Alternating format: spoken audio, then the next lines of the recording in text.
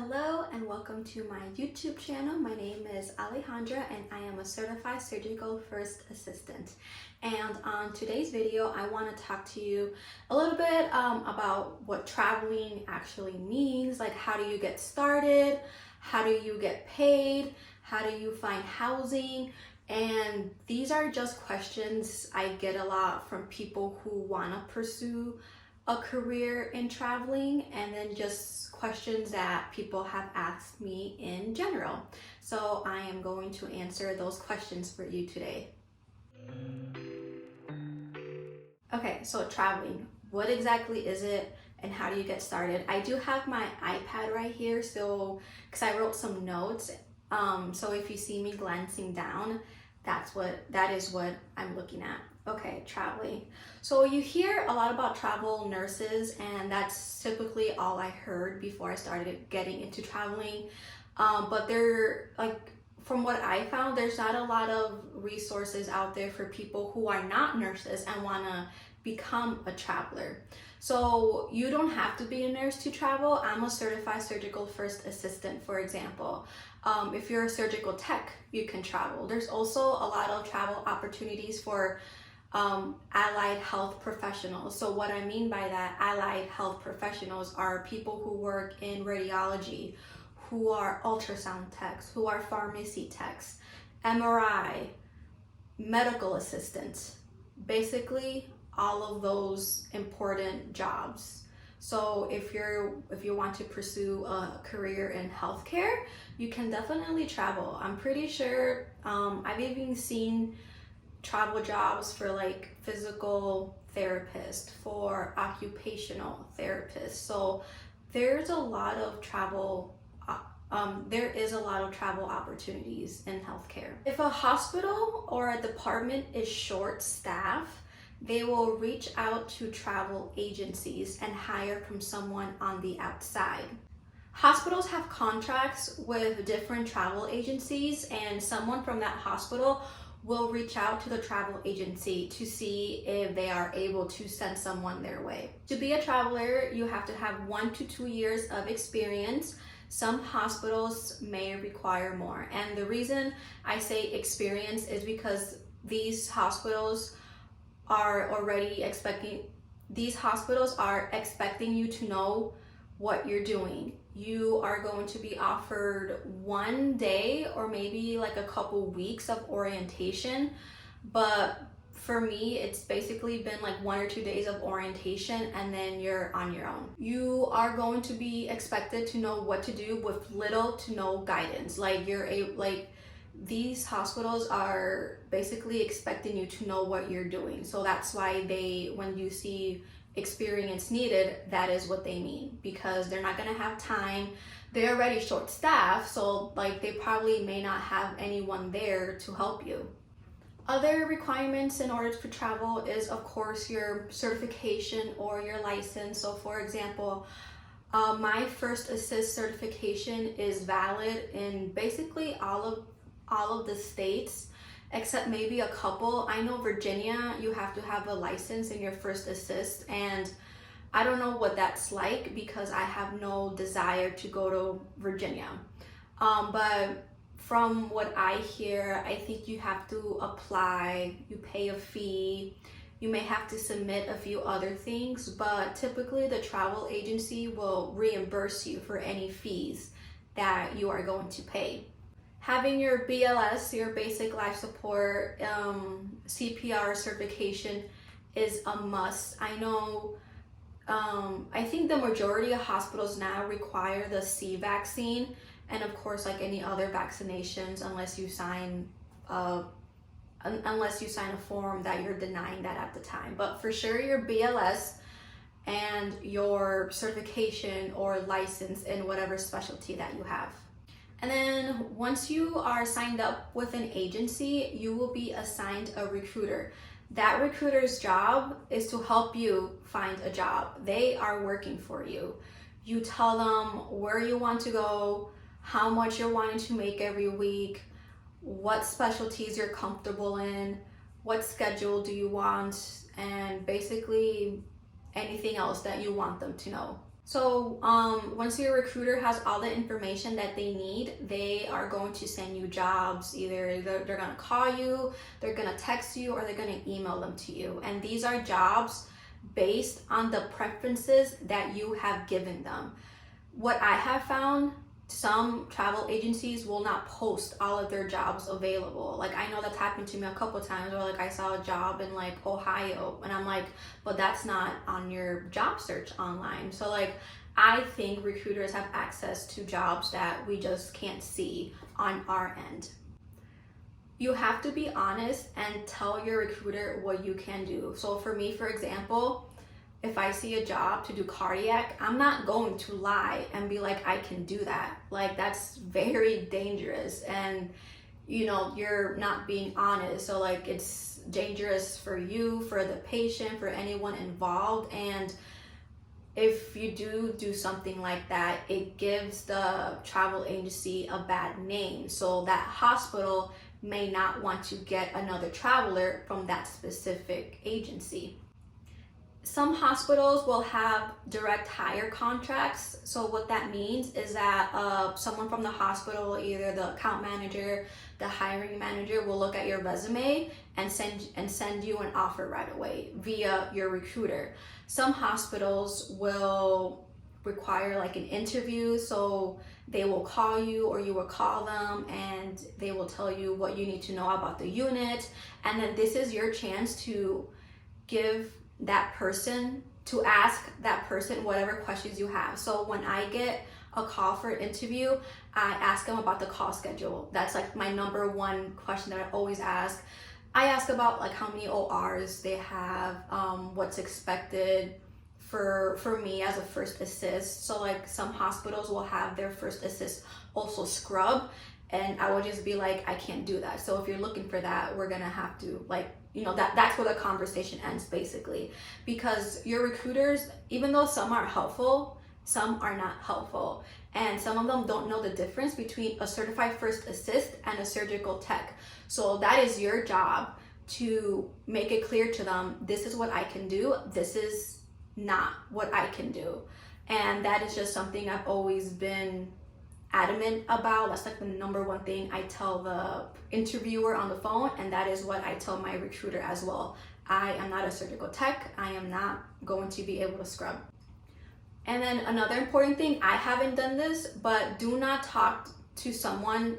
If you get a call for an interview, do not talk to them about their pay. They have no control over that for the most part. I don't think they even know how much you make. If you have questions about your pay, that's your recruiter's job. Your recruiter should be able to answer all of your questions you have about your pay. And then once you do get offered a contract, you know, that basically means the hospital wants you. So you read over your contract. Some recruiters will offer to help you read it, but it's pretty straightforward. It gives you the facility name, your specialty. So like for me, it'll be first assist. That is what I'm hired to do. Your schedule requirements, your call schedule, your pay, how much you're going to be making, basically all that stuff. And then some hospitals will send over paperwork, so like online modules, education that is required for you to complete before you start at that facility. And then the travel agency, your recruiter or someone from the travel agency will send you emails about background checks, drug test, and what's that word? Physical exam as well. And then one thing that I also want to talk about is that when you sign up with a travel agency, a lot of them will have online checklist or online competency checklist. So if you're like a first assist or a surgical tech, that checklist will be designed for, that checklist will have questions for you to answer based on your specialty. So how do I explain this? It'll ask you like what specialties you're comfortable in from like a scale of 1 through 5, and then other ones will ask you questions, which is basically like a mini exam. And those questions are questions I have seen when I was studying for my first assist exam. So, and then it'll also have questions about like what you're able to do. Like I know, like from the top of my head, are you able to place a cautery pad on the patient? Are you able to place a bear hugger? Are you able to stitch a drain? Questions relevant to your specialty. So how do you find a travel agency? When I first started traveling, I reached out to a traveler that I have met at one of my previous jobs. She gave me 3 of the companies that she signed up with, so I signed up with those companies. And then after that, I just Googled. I Googled certified surgical first assist travel jobs, and a whole bunch of websites came up. And now today, fast forward today, 2 years later, I constantly check AYA, AMN, Medical Solutions. I am signed up with about like 7 travel agencies, and I recommend you signing up with more than one, because what one company has, the other one won't. So like if you want a job in Texas, but this company A doesn't have any in Texas, but company B does, you're gonna reach out to company B and be like, hey, I'm interested in this contract in Texas. And also, some travel agencies will have higher pay packages, so you're able to compare company A to company B and be like, oh, this one's making like $300 more, so you may want to lean, maybe you're interested in making more money, so you're gonna go more towards this agency. So Google is a good resource to find travel jobs, and also Facebook groups. If you're on Facebook, I am part of a First Assist travel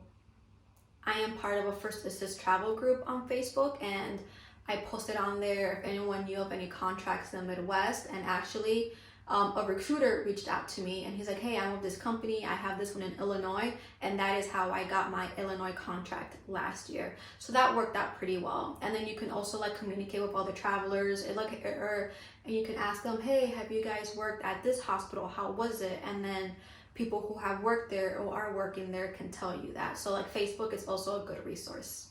Okay, housing. Some travel agencies will pay for your housing, and most of the time you're probably gonna want to pay for housing coming out of your own pocket, because you get stipends. So stipends is just tax-free money that you get every week that can go towards your housing.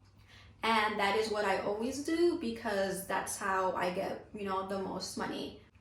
And one thing that you have to be careful about, you do not want to pay a lot for your housing if your stipend exceeds that. So if you get a stipend for $900, then that's $3,600 for that month. You want to be smart and not get a rental that's $3,000. You want all that money to go to you, so you want to make sure you get a place that you are able to afford every month. So one thing that's helpful is that figure out how much you are paying where you live right now. So like my fiance, he's paying $1,000 for our apartment back home. When I look for contracts, and then once I get an offer and start looking for housing, I want to live somewhere where I'm not paying over $1,400 a month. That is my max. And you also have to be careful what city you accept a contract in. Some cities, some towns will have a lot of housing available, and some of them will not have a lot of housing available. So like you may have to commute, or you might have to stay at a hotel. And some places are going to be more expensive. So like here in Wisconsin, it's actually more cheaper than me living in Las Vegas or somewhere in Boston. And I will never go to like really big cities, because I just know rent is gonna be super expensive unless that contract is worth it. And by that, I mean that contract better be paying me good money in order for me to live there. So that's kind of how like I balance it out. And then, for example, if you want to go to Hawaii, I know Hawaii has really expensive places to live, but if that's somewhere you really want to go and the contract is paying like decent, then you can be like, oh, okay, well, yeah, I guess I'm just gonna have to like just live in Hawaii for 3 months paying this much. I kind of talked about this on my last video of where to find places. So like Airbnb is where I usually start out with, Furnished Finder, and also Facebook groups, and Craigslist, you have to be very careful because there are some creepers on there. So you just have to make sure that place is legit, that person sounds legit, just be smart. And if something doesn't sound right, or if something is too good to be true, then it's most likely a scam. So just be careful with that. And along with housing, I also look for furnished apartments. So like basically an apartment that has a bed, a TV, a kitchen, everything that you need. Okay, transportation. How do you get to and from your assignment? I have a car, so I bring my car with me to all of my assignments, and I'm very thankful for that. Some travel agencies will give you discount codes to get a car rental. If you don't want to bring your car, you can have your car shipped to you. So if you have a contract in Hawaii or Alaska and you want to bring your car, you can actually pay to have your car shipped to where you want to go. I haven't done that. I actually was looking for a contract in Alaska and I almost got it, except they didn't want to give me my time off, and my time off was actually very important, so I didn't end up taking it. But I was actually looking to having my car shipped there to Alaska, so that would have been interesting. So that's also an option.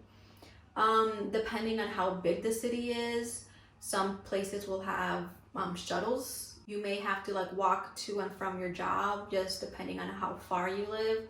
So if you have a car, I definitely recommend that you bring it, just because you want to have somewhere.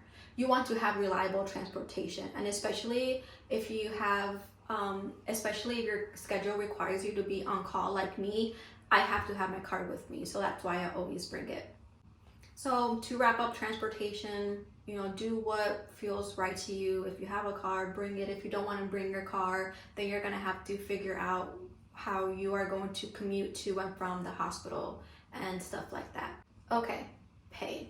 So as a traveler, you definitely get paid more. You get paid more, and then you also get paid weekly. The contracts that I have done are usually 13 weeks long. However, I do see contracts that are about 8 to 10 weeks long. So when I was in Tampa, Florida last year, that contract was 10 weeks. That was pretty cool. And 13 weeks is basically 3 months. I have never extended at a place because I don't like it enough to stay there. I have been offered to stay, but like I just said, I don't want to stay there any longer than I have, because I work in surgery, you take call, and some places the call schedule, it just got to be too much. But if you like taking call, if you like being worked like that, go for it. But for me, here, I like being assigned my call days, and that's all I would work. Basically, I'm not picking up unless I really, really want to. I am going to show you my travel contract for the current place that I'm at, so you can kind of understand and see what that's like. So here is my current contract that I have for this assignment. I blocked out the name for privacy reasons. You see my name, my duration of the assignment, how long I'm here for, and my shift information. So kind of in the middle, you see my compensation. So I'm going to be making $40 an hour. My on-call rate is $4.50. My callback and holiday rate is $60. I don't take charge here, so I don't know why they have that there. And at the bottom, you see my meals and incidentals. So that's $43 a day. My lodging is $97.97 per day, and that brings up for a total of $986.79.